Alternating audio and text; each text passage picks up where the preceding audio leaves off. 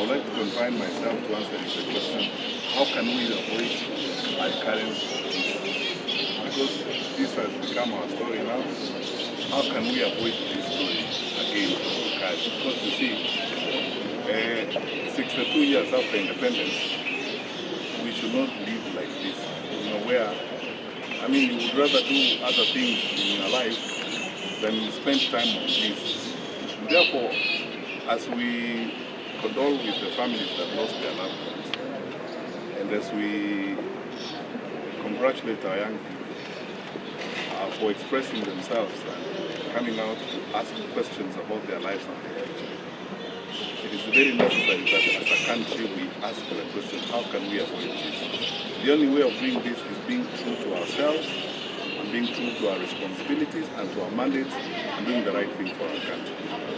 In fact, I have asked my colleagues in the opposition, and I want to say it here today, that we shouldn't confine the information that is coming and the investigations to 2023, 2024, and 2025. Let's go back and have an open public inquest on everything that has happened before. Because sometimes things happen, and when it's an opportune time, they are misused for political purposes.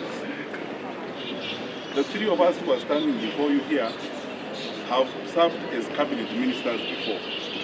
And the Honorable Kalonzo Musyoka has served as vice president. We need to be true to our responsibilities and come forward and speak to the public and share the information that we have, so that these things are not used for politics. The idea that keeps ringing at the back of my mind is the advice I used to get from some of my very respected and adored security leaders. Don't politicize security matters. That when it comes to security, let everything be done professionally and openly in the manner in which it ought to be done. I personally don't think that we should confine what we are dealing with in terms of extrajudicial killings and so on to 2023, 2024 and 2025. Let us go back and let those issues be looked into, all of them. And I propose in an open public inquest, so that everybody, because all of us, the Honorable Wamalu and myself have served before on the National Security Council, we need to go before a magistrate or a judge in an open public inquest and put the facts we have there and put the information we have, and other role players also put the information they have.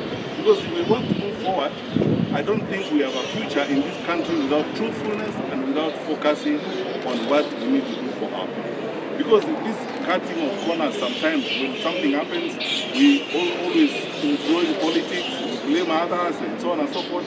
And then tomorrow, we behave as if nothing happened. And then next year will come, we have another situation like this. Let's be open and transparent. Let's all go forward. And I want to ask all my colleagues, because we can't ask accountability of others when we are not accountable ourselves. Let us go and explain some of these things that have happened even before 2023, so that we can now move forward together as a country with all facts and everything has been had and resolved. And we can deal with the unresolved matters that have not been conclusively investigated. Whether we start with Musanze, we come to Juma, we come to Kenyans, we come to Rivayala and everything else. Let these things be investigated by an open public inquest, so that this is all the Mbele, we explain and face the public on these issues. Because some of these issues are raised, and we keep this merry-go-round, where we are always telling stories only when they are convenient and so on. It should come to an end, because a country of our size, our age, should never go through this kind of thing. So I asked my colleagues that now let us be true to the course that we are following. Let these things be dealt with publicly. And I pray we should never have a recurrence of this. So we should spend the time now asking the question, how are we going to stop another recurrence of this? Finally, Your Excellency and my brothers who are here, Senator Onyoka and the others, it's a fact, and what I'm about to say may sound insensitive, but this is the truth. When you wake up in the morning, when you saw the things you saw yesterday, how can you assume that we don't have a problem in the country? Tuko na shida. And the sooner we all accepted that we have a problem, the better. Tuko na shida, let us find solution to this. You know, going around and assuming that everything is fine and dandy, and then now we spend time, managing government by blogging. It cannot work like that. We cannot have government by blogging. Let's focus on the issues that we need to deal with. Let us address the lives of our people, and this issue should be investigated.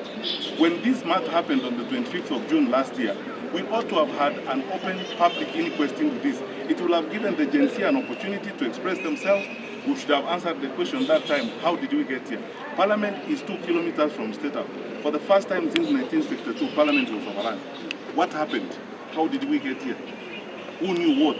And why didn't we prevent it? Why were we so insensitive to the point that citizens had to get to that particular point and things had to go south in the manner in which they did?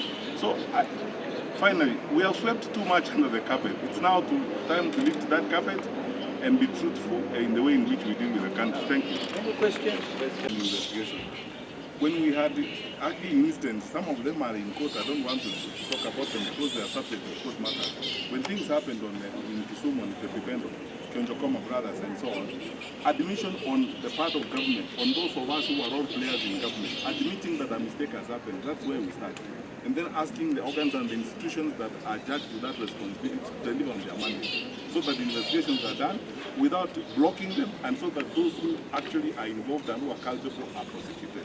That is what His Excellency the Vice President has spoken to this afternoon. We are asking for fidelity to the law and obeying the structures that we have. Police have standing order. You know, when we do all these things, I keep saying all the time, and it's good you ask me the question, thank you very much. The theory of policing in our country and the way police are trained is not meant to execute suspects or whatever. It's not the policy of government, it's not the policy of the police. Those who go astray and who do that kind of thing, they commit mistakes. They have standing order. They ought to be taken to ordered room proceedings according to police procedures, be disciplined. Those who need to go to court, they need to go to court and they're charged for what they have done. So this is what we're asking. We're asking for accountability.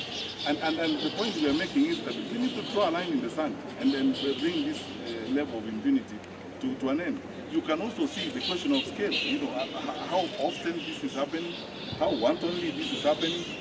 The issues which I don't want to address at this particular time, but I keep asking myself the question, when I hear people making allegations about some of these people who are involved may actually not be police officers. What do our police officers think about some of these things? And then there are so many stories around this that ought to be addressed in a straightforward manner, in my view. Let us not sweep things under the carpet.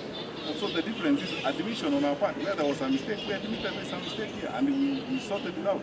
Investigations are going on. And by the way, some of these files are open, and even if has got additional information on these files, it's your duty as a citizen to give the information to the authorities, and prosecution commences. None of us, even the 3 of us who are here or the 4 of us who are here, none of us is above the law. I've never lived above the law even for 1 minute in my life. So the most important thing, get facts, not to play politics with security matters, so that when it's convenient, you can say this. When it's not convenient, you say the other. Let's go on and deal with these issues. If there are matters that have not been resolved, if there are issues that have not been done, let them be investigated. And that's why I'm calling for a public inquest. Yes, you may be afraid that